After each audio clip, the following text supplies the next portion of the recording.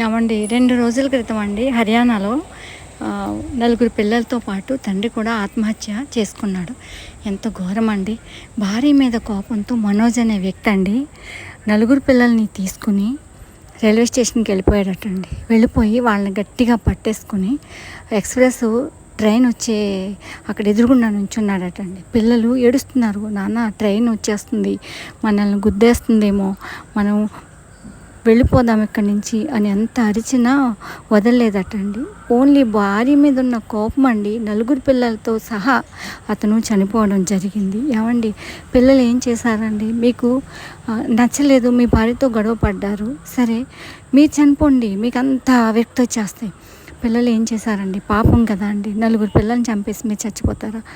ఏమండి, ఎక్కడికి వెళ్తున్నాయండి ఈ రోజులు? పిల్లల్ని ఎందుకు బ్రతకనివ్వట్లేదండి? ఇంచుమించు ఈ మధ్యకాలంలో అందరూ ఇలాగే చేస్తున్నారండి. మారాలండి.